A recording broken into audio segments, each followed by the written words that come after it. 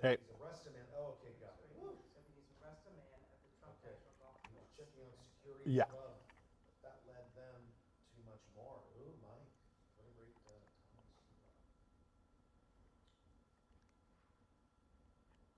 That's what happens when I only read my parts. This is CBS LA at 4. Now at 4, Eaton Fire cause. After an 18-month investigation, LA County Fire pinned the blame on SoCal Edison.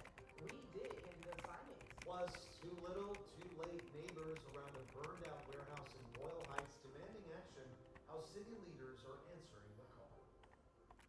But first, breaking news, deputies arrest a man at the Trump National Golf Course in Rancho Palos Verdes. President is scheduled to arrive in SoCal any minute now to attend a Republican National Committee dinner tonight at the venue. CBS LA assignment editor Mike Rogers at the desk. Mike, investigators say he was checking out security at the club, and that led them to sanctions. Yeah, Juan and Amy, this first came out at the golf course in Rancho Palos Verdes as a report of a suspicious person. When deputies arrived, they learned from security personnel there that this man was surveilling the property and security measures that were being put in place for the president's arrival this afternoon. In fact, as you mentioned, in just minutes. I want to show you the golf course. This was today when SkyCal was overhead. You already see a number of security measures being taken there. Now, upon being contacted by law enforcement said they found hollow point bullets in his pockets and then searched his car and found a loaded gun inside of his car. They say he was taken into custody, and then as a result of that, they served a search warrant at his home and found additional items, including an illegally modified AR platform rifle, a .45 caliber pistol, AR platform upper receiver, body armor, high-capacity magazines, a bulk pistol with rifle ammunition, multiple notebooks with what they called concerning statements, and 2 radio signal devices. Now, at this point, law enforcement is stopping just short of saying he was planning an attack on the president, but do say they have taken him into custody for those 2 charges, one of possession of illegal ammunition and one possession of body armor. They won't say anything further on that, what his actual plans were or what those notes were that they say were concerning to law enforcement officials. We also know tonight that this man was a suspect in a robbery case in El Segundo that El Segundo police were investigating. We're going to get some more details on that. But again, this person is in custody today after being caught there at the Trump National Golf Course. And again, when they searched his car and home, a lot of concerning items, according to law enforcement. Incredible what they found already. Yeah. Thank you. Security, of course, has been tied across the area all day long as President Trump makes his way to Southern California. Again, he's expected here any minute now for an event with party leaders. Now, we've got our political reporters on wait live near the event here in Rancho Palos Verdes. And Tom, tell us what's happening right now. Hey, good afternoon to you, Amy and Juan. Yeah, it's actually pretty busy out here just in front of Trump's golf course here in Rancho Palos Verdes. A lot of protesters and a lot of supporters out here. Let's take a look. You can see there's a few dozen of them out here. It seems like some of the opponents of President Trump are maybe now outnumbering the supporters. It was a little bit tilted the other way a short time ago, but people keep coming and going. A lot of yelling and protesting back and forth. Also, a lot of security here. We can just pan a little to the right. You can see the entrance to the golf course is right by where the protesters are. And as you said, we are waiting for the president's arrival. We do have some video of him leaving Washington, D.C. earlier in the day, getting ready to board Air Force One and head out here to Southern California. As we were talking about, he's coming here for a fundraising dinner with the Republican National Committee here at the golf course in Rancho Palos Verdes. And so that's kind of what's, the center of his trip here in California. He heads to Nevada as well. Let's go to some ground video or some aerials actually of some of the security setup here at the golf course. Obviously, they're taking no chances, as we heard just a few moments ago from Mike Rogers. There are obviously some big security concerns, potentially with one suspect. And so obviously the authorities here not taking any chances. Lots of Secret Service here, lots of law enforcement, local and state troopers as well. And you can also take some ground video there, and you can just get a sense of just kind of how intense that security is. There's obviously no situation here where they want any potential danger coming to the president. We did speak earlier with one of the president's supporters as she got here to hopefully greet President Trump. God bless Trump. That's the key about it. Because if it was me, I would have burned out of energy 5 years ago. Governor Newsom also is weighing in on the president's visit. He posted on X earlier today that the president still refuses to deliver federal aid for wildfire disaster victims. still has not done it. And as Governor Newsom goes on to say, it said we've watched the president defined by corruption, self-dealing, and family enrichment at the expense of the American people. So that is certainly the welcome that Governor Newsom is giving President Trump. Very different from the one in 2025. Remember, that's the last time President Trump and Governor Newsom saw each other on the tarmac in person right after those horrific wildfires in the Palisades and in Altadena. So we'll see how the president's visit shapes up. We're obviously waiting for his arrival, and we'll keep you posted. Reporting live here at Rancho Palos Verdes, I'm Tom Wayne. Back to the studio. It is early, more to come for sure. Tom, thank you. Nearly 19 months after the deadly Eaton fire, LA County Fire's investigation into the cause is now complete. It found a SoCal Edison tower, not even in service, is to blame. CBS LA's Joy Benedict live in Altadena with what this might mean for homeowners trying to rebuild. Joy. Yeah, Amy, I mean, this has been just such a tough time for so many, and everybody is in different states of that rebuild. Some have started, as you can see behind me, they're hoping to get their homes by the end of the year, but next to them are lots that no one's done anything with. And of course, hearing this report come out today gives a little bit of hope that maybe folks will finally find the funds, the closure they need to go home. This is it. It's coming together. It has been a long 18 months for victims of the Eaton fire. Welcome to my kitchen. For John Marino, he's hoping to finally move back into his home on East Calavera This Street could be by the such end of better the built year. homes, too. Good news in itself. But he says the fire department's report is even better. Hopefully justice will be done. He's one of hundreds of homeowners who already filed a lawsuit against SoCal Edison as his insurance didn't cover the cost of the rebuild. Between the insurance coverage and the contractor's estimate, it's close to $500,000. That's a lot of money. That's a lot of money. That's a lot, and money that I was not expecting to spend. 2 miles away. It's gonna be my little porch. Lynn Helseback is getting paint on her walls. She went a different path and has applied for SoCal Edison's Wildfire Recovery Compensation Program. And she says her insurance policy provided most of the cost of the rebuild. The house might get Amazing. I'll be on my lower bed with Camden, you know? In a new report released Tuesday, fire investigators determined the fire was caused by electrical arcing events that took place on the out-of-service Southern California Edison Tower. Things attorneys who filed cases that showed videos collected from the night of the fire. I've got it. I still have it all saved on my computer from when we were first going over this. Where the couple has their ring camera. Yeah. Oh my God. Yeah. I was asking Mark about it today, and he said, I've got it. Yeah. It's crazy because when you look at it on a map, these lines run right next to each other. And and a lot of this, my opinion, comes down on the Public Utilities Commission because they don't make them tear down these defunct lines because Edison hasn't used this line since the 70s. And it just sits there.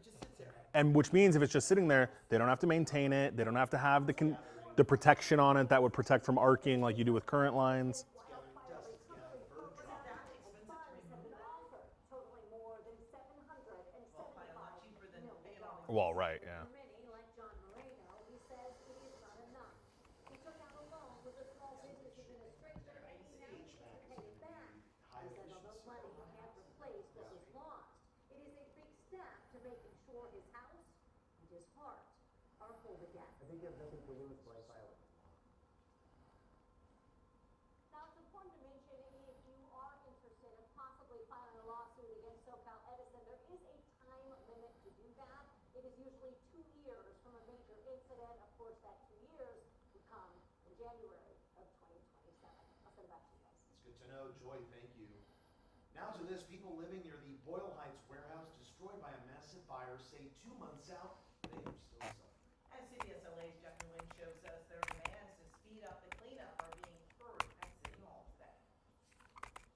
Every time Anna Gwen Ross steps out of her door, the ringing photo looms over her head. Stench of rotten food is inescapable. The smell is very strong. The impact of the June 17th warehouse fire is ever present around her yard, where her children used to play. 3, 4, and 5. Her guava tree is clustered with large flies. She says she places the 5 traps every few Going for days. sweater? Full, super clean. Thousands residents have made it clear that relief has been too little and too slow. On Tuesday, LA Councilmember Isabel Ferraro, who represents Boyle Heights, introduced a legislative package calling for immediate relief from odors and vermin caused by rotten food. Accountability and building lasting community power.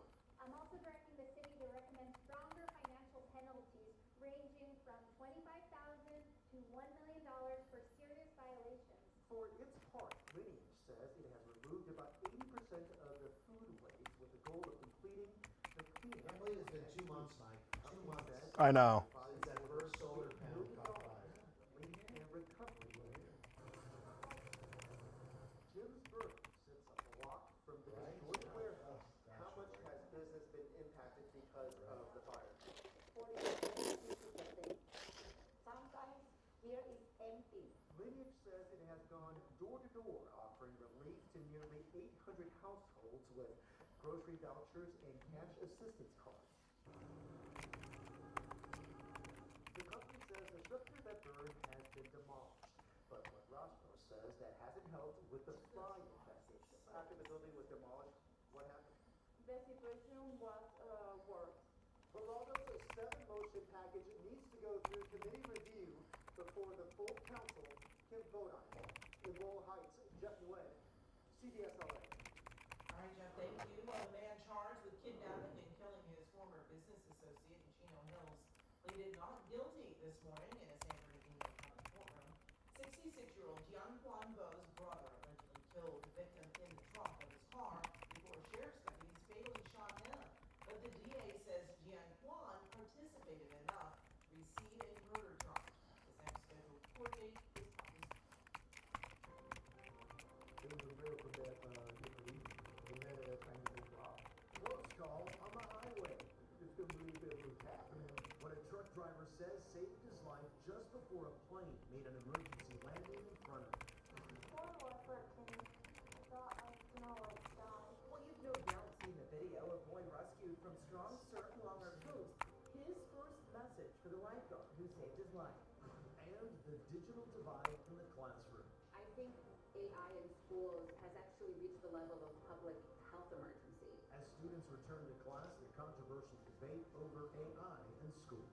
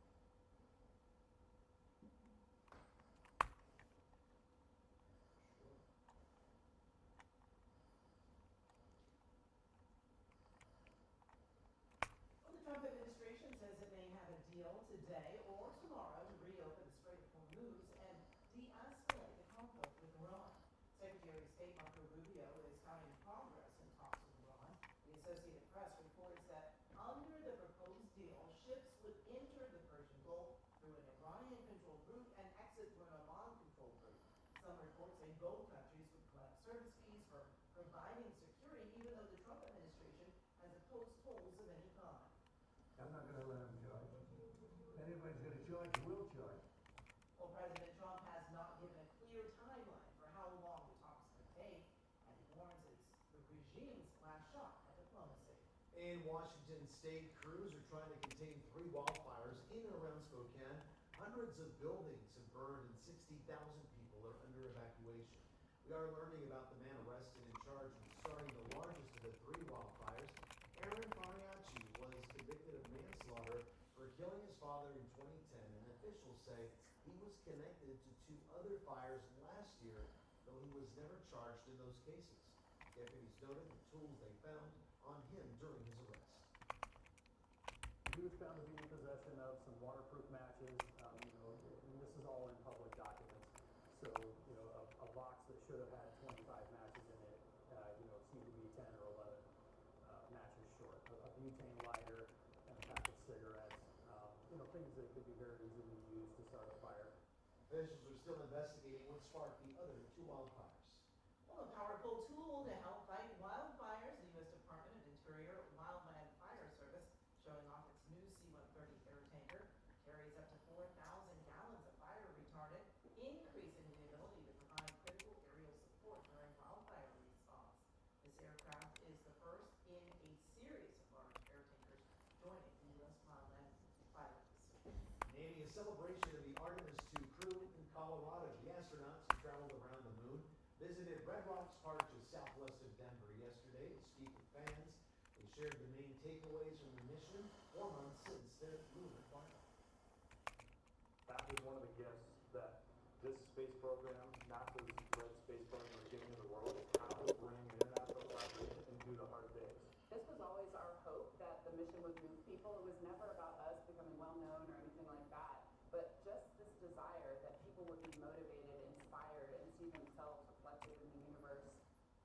Well, that Artemis II mission laid the groundwork for the upcoming Artemis III mission that's scheduled for 2027, which will take a new crew into low Earth orbit and prepare NASA for future Lunar landings. Well, it may have felt a little cooler today in the LA area, but our inland deserts and mountains, well, they're still baking under next weather. Sure, our meteorologist Alex Yes. Henderson is here breaking down the temperatures for us, Alex. Oh, yeah, they don't.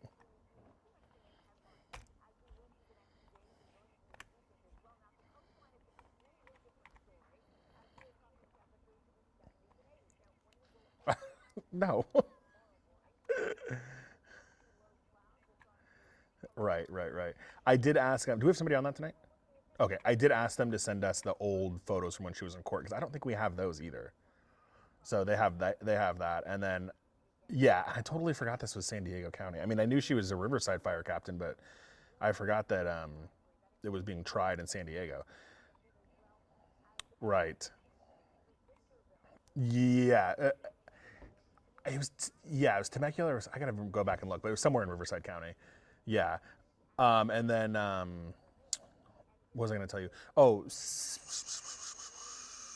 I can't remember now. Oh yeah, and the other thing too is she had to admit in court today that about the previous murder of her other husband, but we already knew that though. She already because she killed that guy like 25 years ago. For him, yeah, right. But some people were like, "Oh, we just found out she murdered her husband." I was like, "No, we've known that." Yeah. I don't know. See, and that's what I don't know how she handled it in court today, because I know back then she was like, I think it got knocked down to like involuntary manslaughter or something because she claimed that he was abusive and things like that. So, but I know it's been adjudicated and she was convicted of it. I just don't remember exactly. I don't know if her story today is different than her story from 25 years ago, but I'll look. Okay, but.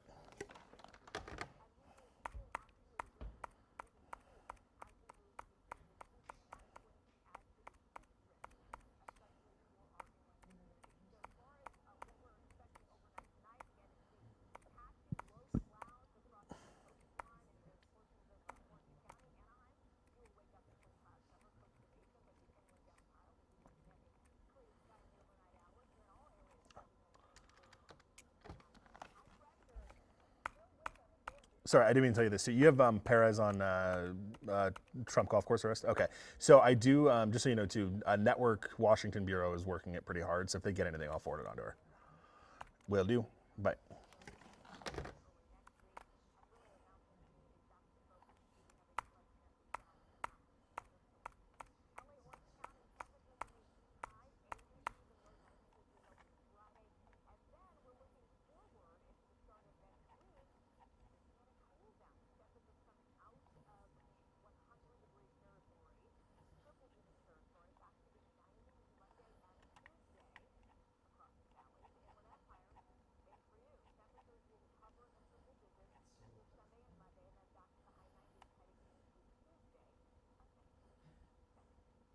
All right, Alex, thank you. Still ahead, the controversial debate between parents and teachers over how to use AI in the classroom as kids head back to school. Plus, Poacher Patrol, the high-tech way wildlife officers are hunting down illegal hunters off the California coast.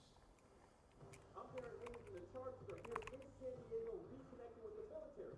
Coming up, what did head coach Jim Harbaugh say after going to one of these bad boys?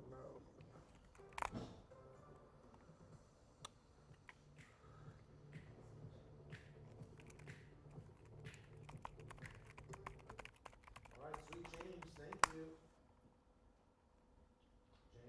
James just We're stayed going to for. ARVR, right? Yeah. Oh, what? We're staying there. Tease. Okay. Oh, okay. Marco always shakes it up. Just when we think we know. Just when we think we know you. Yeah, there you go. Just when we think we know you. So Mark, when I see that every time, like the one of you where you're sitting at the table and you're kind of like you got this little expression, and then the one where you're standing there. Hey, it's Mike. Hi. Is OneDrive something I have to download? Yeah. And it's not. Yeah, and because I see the folder here, but when it says the folder's empty, which is obviously not the case, and I don't even see it on my. No, there's nothing. There's nothing in there.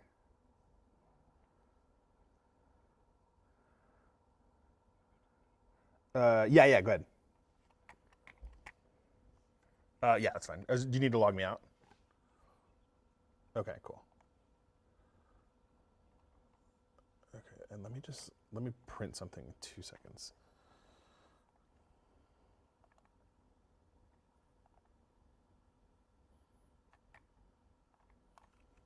Because I went to go save this, and then I was like, oh, there's no. Oh, my printers aren't on here either. Oh. That's pretty quick, yeah.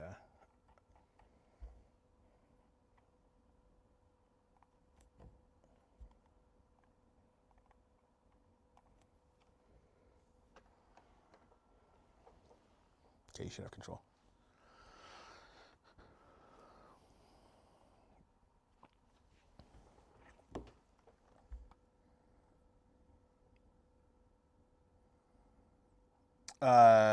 If I see it, I will. It's like 1709. There's two of them. There's the one out here, which is like 1709 BW, and then there's another one that's like bullpen.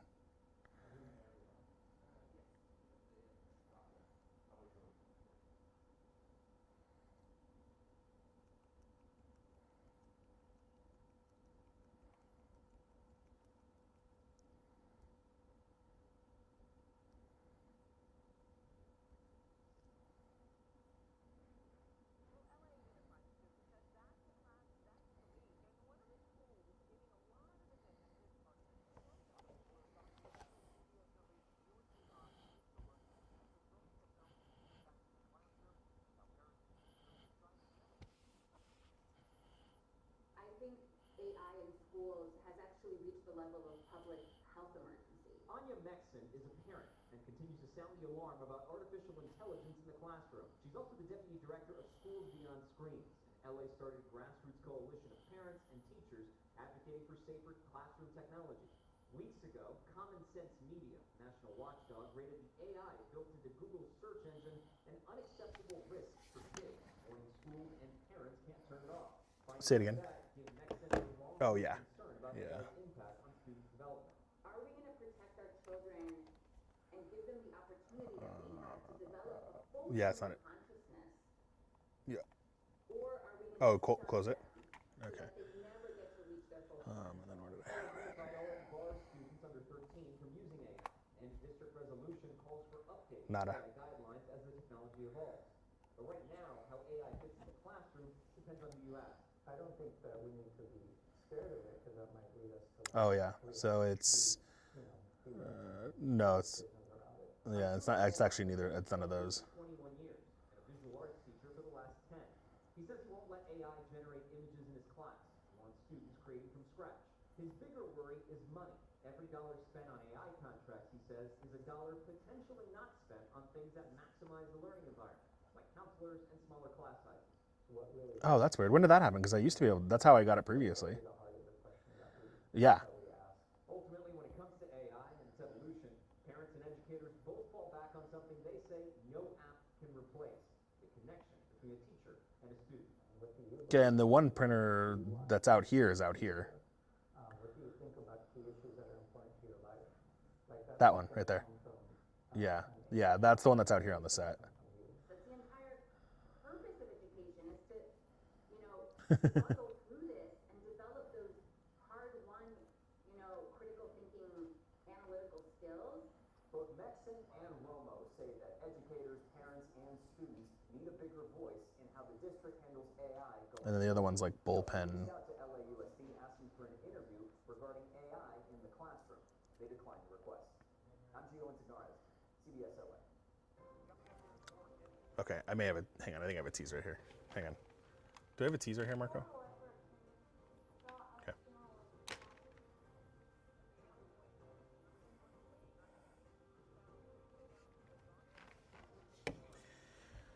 And I'm 7 editor Mike Rogers here at the desk. The wife of a CAL FIRE Riverside County Fire captain pleading guilty to her wife's murder today. We'll tell you the details ahead at 4:30.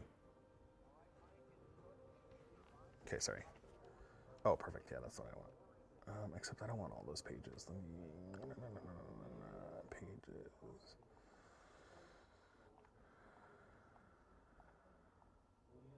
Okay, so we'll do 10 through 25.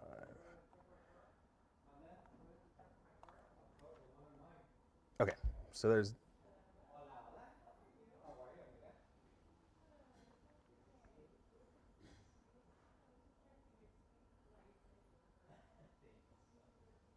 It's kind of weird that it went away, huh?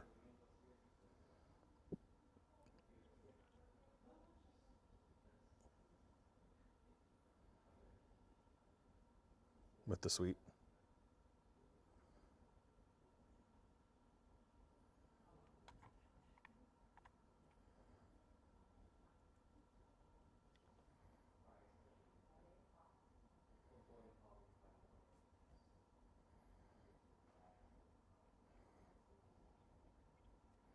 Oh. Oh, okay. Oh, and Stream Deck didn't work either. Yeah. I'm full of problems, DeLeon. I'm sorry.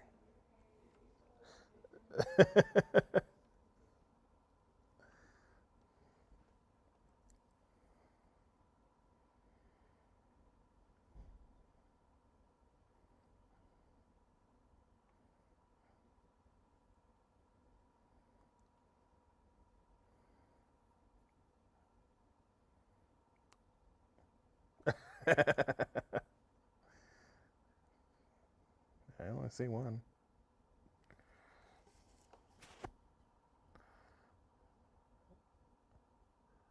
That was weird.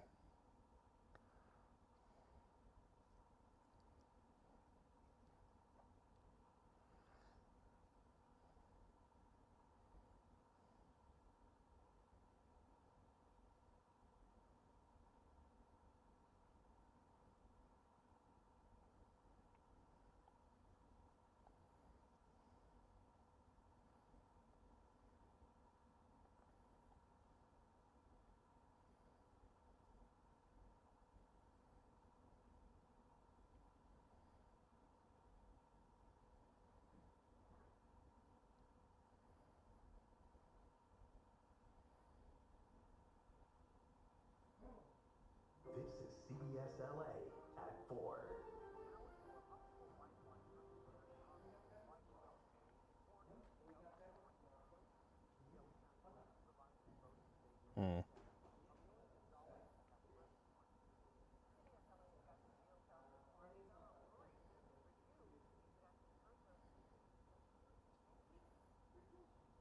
Lynn, go see Grandpa.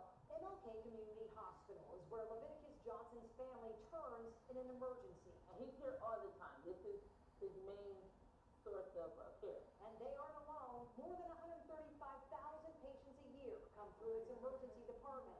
White tents have stood outside for years to help manage overcrowding.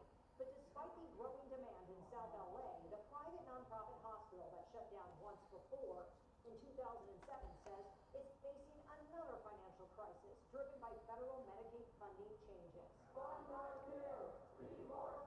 It's not the only one struggling. Hospitals including Catalina and Pacifica Hospital of the Valley No. also say they're in But go back to go to the default profile. Chapter No. 11 bankruptcy. On Tuesday, hospital leaders, employees, and community members rallied outside the LA County Board of Supervisors meeting. And the path to making it worse is an independent study. Okay, can I take this really quickly? I just have to look at something really quickly because I have to do a hit after this. Long-supported trauma centers with less going to hospitals like MLK.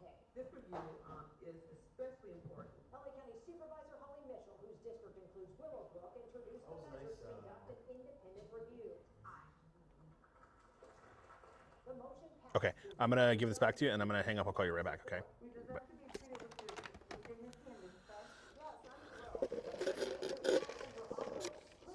Warning that any changes to funding It's Marody, right? Yep. life-saving care that Measure B is supposed to protect. I oppose this measure because I really think it would the wife be that killed her husband's devastating to our area. Yolanda. Yolanda. The only reason I remember the name is because the same lady who killed Selena. Oh yeah. Me and Angelina on the desk would be like, where's Yolanda? Where's Yolanda? Let me ask her. Hey, Angelina. Where's Yolanda? One. She goes, I know. I just asked Angelina, where's Yolanda? And she's like, I know. Well, an update this afternoon to the murder of CAL FIRE Captain Becky Marody. Prosecutors accused her wife of stabbing her nearly 24 times, and today she entered a guilty plea. Let's go to CBS LA's Summit editor, Mike Rogers, at the desk. Mike, this is now the second spouse this very woman has been convicted of killing. Yeah, you know, she was previously convicted of more than 20 years ago of killing her husband at the time. She served time on that case in San Bernardino County. Now she'll spend 36 years to life in prison for killing her current wife, Rebecca Marody. This is Rebecca and Yolanda Marody you see here in the photo. Rebecca Marody was a CAL FIRE fire captain in the Riverside County area. This all came apart when, according to prosecutors, Rebecca Marody was going to leave Yolanda Marody. This is their home in the Ramona area of San Diego County. That's when prosecutors say she stabbed her nearly 24 times. Now, a portion of this was caught on a ring camera as she ran away. Here is Yolanda Marody being taken back into the United States after she was located by Mexican authorities in Baja after fleeing the alleged crime scene there. Here were some of the audio recordings that were picked up on that ring camera saying, Yolanda, please, I don't want to die. And Yolanda replying to Rebecca, you should have thought of that before. That's when prosecutors say she dragged her back into the home, stabbed her nearly 24 times, then sent a text message saying, we had a big fight and I hurt her. I'm sorry. Now, Yolanda Marody had previously pleaded not guilty to the charges against her, but today in a San Diego courtroom changed that to a guilty plea. She is expected to be sentenced in a couple of months here. And again, 36 years to life is what she is facing. She also, in open court today, had to admit to a previous serious violent felony, which is the fact that she had previously been convicted of killing a different spouse more than 20 years ago. Guys? Wow. Okay, Mike, thank you. Well, shattered glass where a window used to be at the Encino Tarzana Branch Library. Cars landed in the building today just before 11 o'clock. The driver was treated on the scene. Okay, hi, sorry. No one else was hurt. DWP and building safety are assessing the damage. No word on what caused the crash. Amy, the young boy Okay. rescued from the pounding surf off California is speaking out tonight. 10-year-old Nathaniel Ryan says Can we do lunch again? in ankle-deep water It's 6:30. Cruz Beach last month when a powerful wave knocked him off balance. Then a rip current started pulling him Oh, out into the awesome. ocean. Cool. Thank you. Cell phone Bye. video captured lighter waves. That 16-year-old rookie lifeguard diving into rough water to save Nathaniel, who had lost consciousness. Another lifeguard and several bystanders also jumped in to pull the boat back to shore.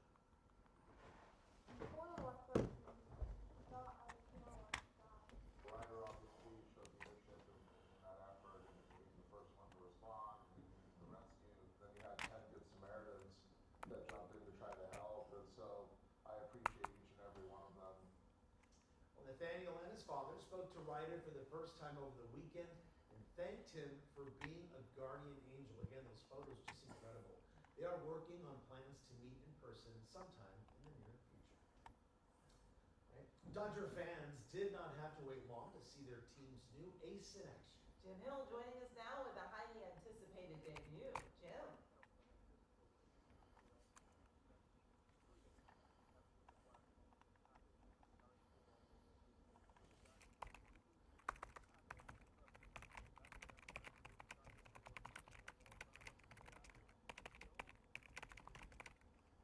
The entire focus of this organization is on winning championships, and that's my entire focus of playing baseball. So we're very much aligned, and I'm ready to go out there and compete and give this organization and city everything that I've got.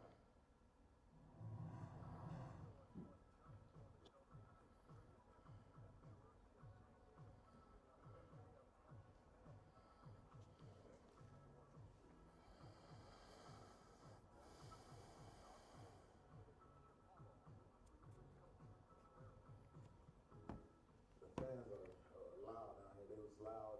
So much support. We look around and check it out. We love the fans, not only LA but everywhere, man, all over the world. But to see the fans come out and how much support we had, it meant a lot of pleasure, especially Coach Harbaugh as well too.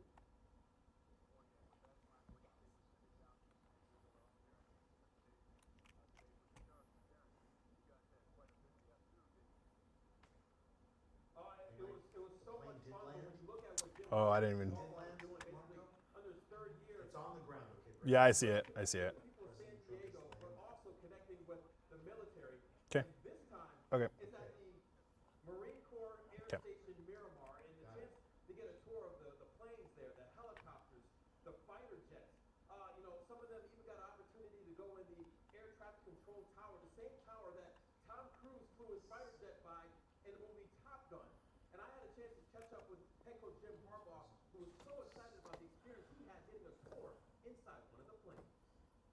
They were to meet the guys, and they're like, they're locked. And this is he's on the Qatari Air Force One. He is? Yeah. He's. Yeah. That's what he's on. So after connecting with the military here, it's back at practice tomorrow.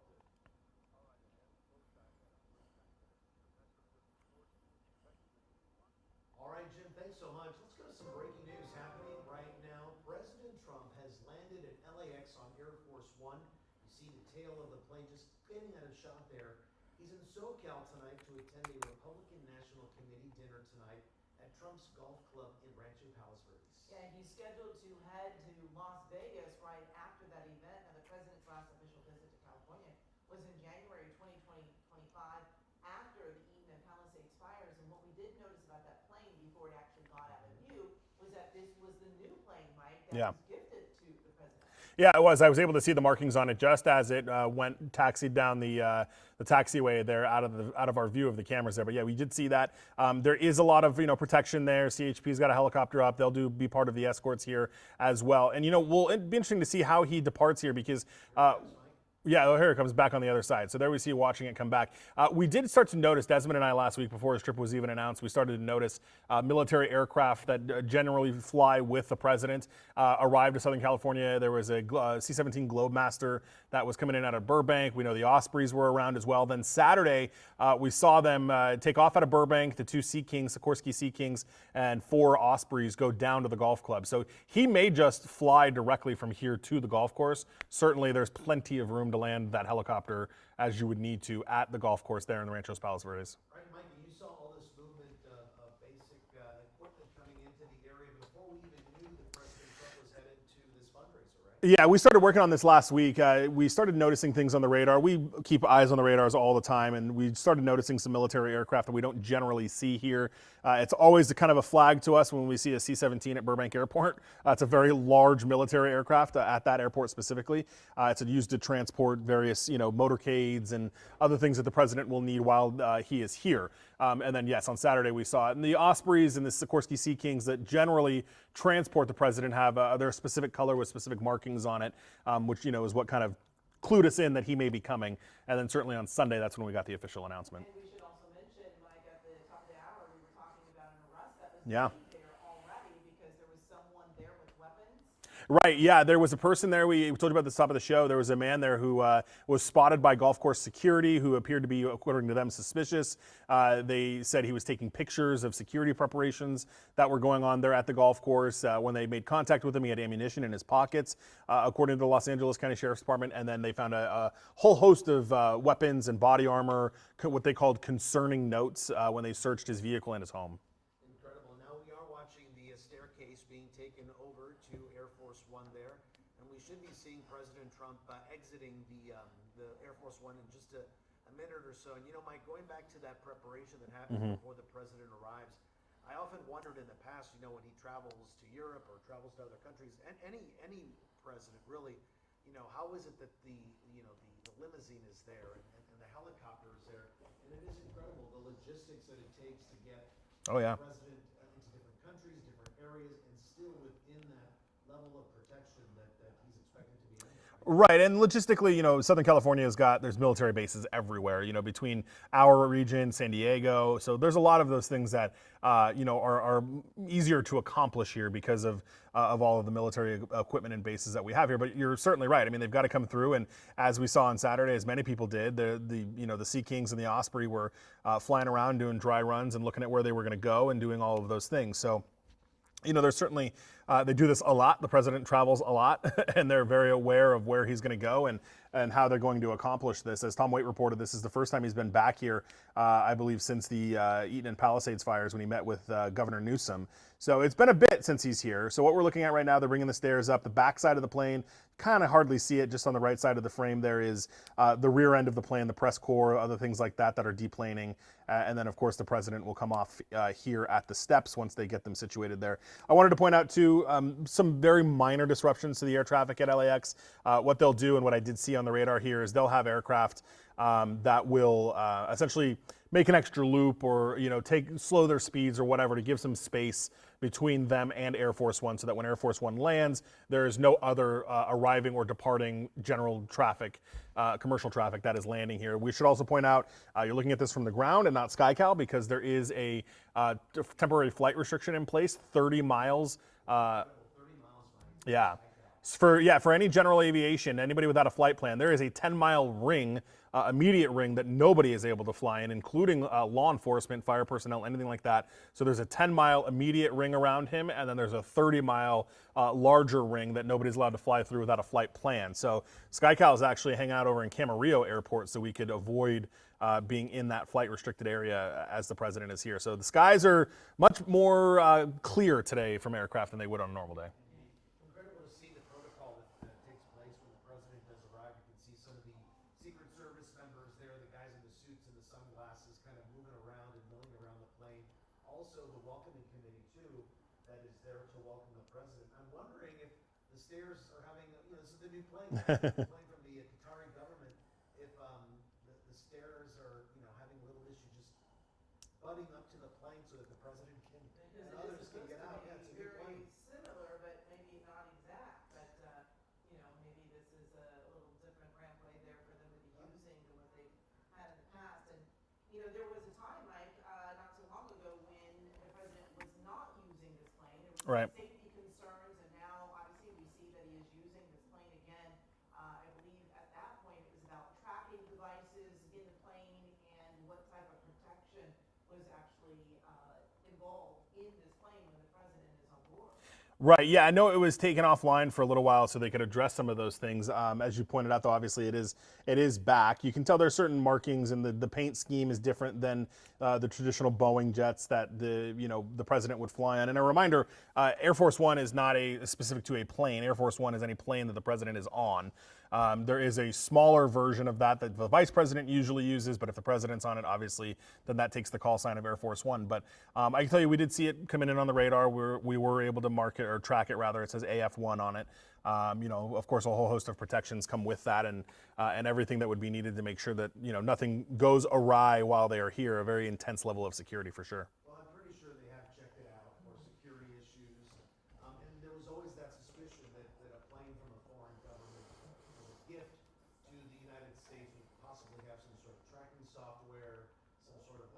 the president. We're looking at President Trump there, just crossed the doorway there. He might be saying some words to maybe some of the press who may still be on board. You know how he likes to talk to the press when he's there. And we should be seeing him exit the plane, as we see him right there. He's wearing a blue tie. Here he comes to that rampway there, the stairwell that is going down. We don't know exactly who is arriving with him. Have we heard whether or not the First Lady or anyone else is traveling with him today? And also who the welcoming committee might be. Usually they have members of the Republican Party or their supporters that greet him there down at the bottom of the stairwell. Let's see if we can recognize anybody there. Right, the thumbs up. He's walking there, and you know that there is a group of people that have been waiting there. You can certainly see Secret Service all around. There's one there, and we've been watching as they're watching the area, making sure that no one is in the area that is not supposed to be there, making sure that he is safe as he exits the plane and makes his way. And again, Mike, you were talking about that he might actually fly from here to the golf course. Yeah. I guess what would be considered Marine Force One. Yep. Yeah. A Marine One. Yeah. So Marine One is the helicopter. That appears exactly to be what's happening. When I was monitoring this situation on Saturday when we were watching the aircraft there, I did see them take off out of Burbank, land at LAX, and then go to Rancho Palos Verdes, where his golf course is. So that appears to be what is happening here, and that's what we're looking at right now as he boards Marine One. And again, same thing like Air Force One. Any helicopter he gets on would be Marine One. It's operated by the Marine Corps.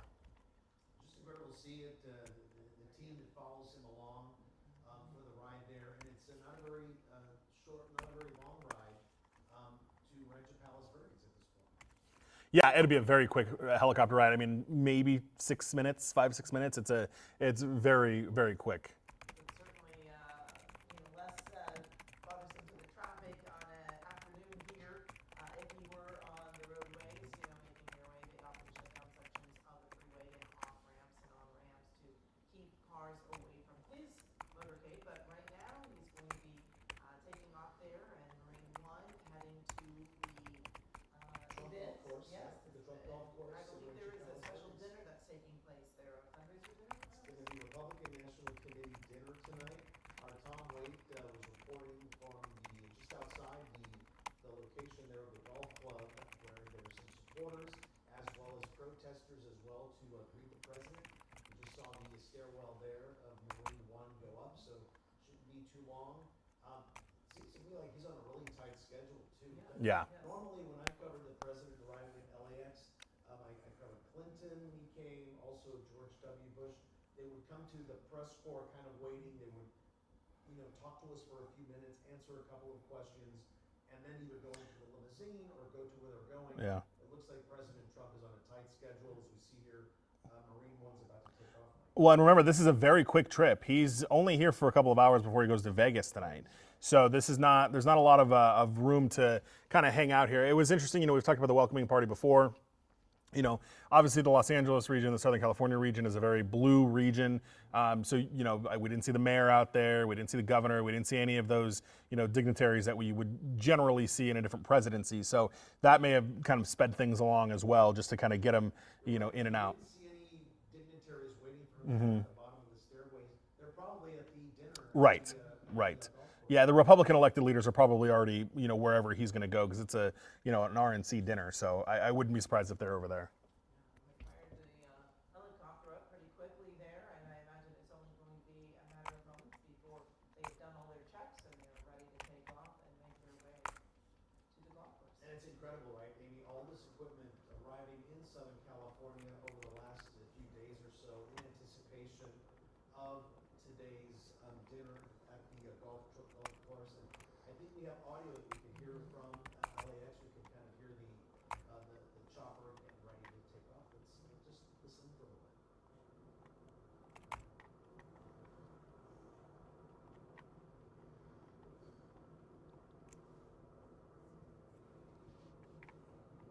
Mike, this is quite a special helicopter. I mean, Yeah. I've flown in SkyCal many times. This is a whole different ball. whole different beast. This is a Sikorsky Sea King, is what it's called. So the president will fly. Obviously, he gets in that one. There is a second one that will trail with him that we'll likely see upon takeoff. And then generally, the Osprey are usually with him as well. We'll see if they are around when he lifts off too. But yeah, they. See the chopper because you walk past one first before Okay. you get to this one. So is that just to have a second set of eyes in the sky?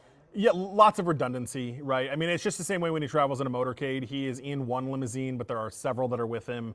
Some of that's for safety and security. Some of that's if, God forbid, this Marine one had a mechanical issue and had to put down. You immediately have a second one that he can get into, and that way the president doesn't become a sitting duck somewhere.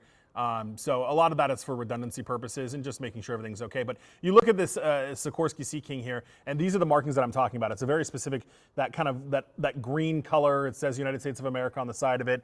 The Osprey that fly with him also have those markings, and that's what we were starting to notice on Friday when they were in town, and that's what started to give us the idea, the hint that he may be coming to us pretty soon. Which obviously here we are on Tuesday did pan out to be exactly that.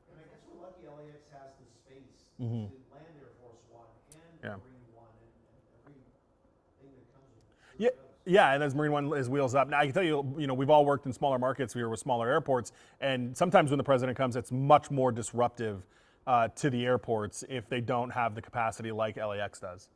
And I'm sure a lot of people at the airport have no idea that the president Yep. has landed. I mean, there was no big announcement that was made. We knew in advance because of you. Right. You were tracking this, but otherwise, no announcement. There's a second helicopter. Yeah. You see it right there. All right, Mike, thank you very much. President Trump heading right now to Rancho Palos Verdes for a Republican National Committee dinner tonight. All right, let's check out the forecast. It was another warm day today, but not as hot as it's been over the last few days. Yes, and I have to say, meteorologist Alex Biston, this morning there was actually some marine layer out there. A little bit. Yes.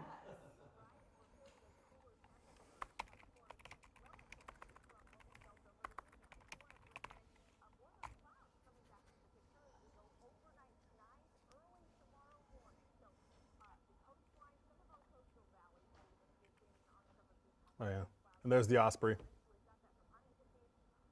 Very cool, Mike. Thank you, Mike, for your excellence. Oh, of course. Nice job, everybody. Yes.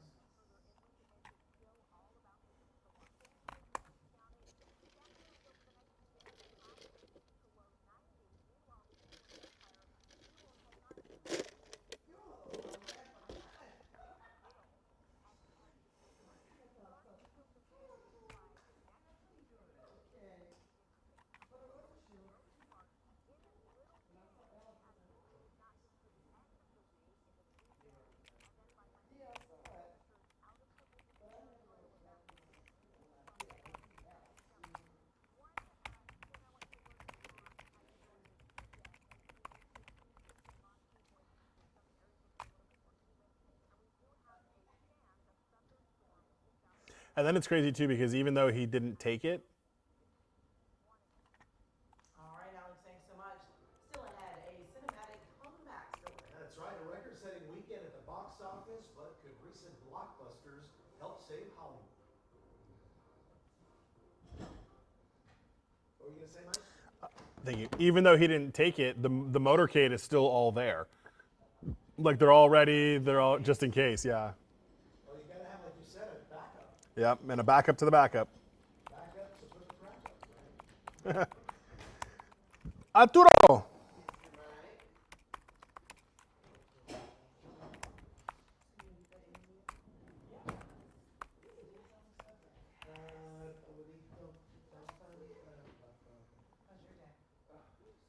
Hey, guys. Hello. Good job. Thank you. It was fun. I said, looks like that guitar he played. Sure was. But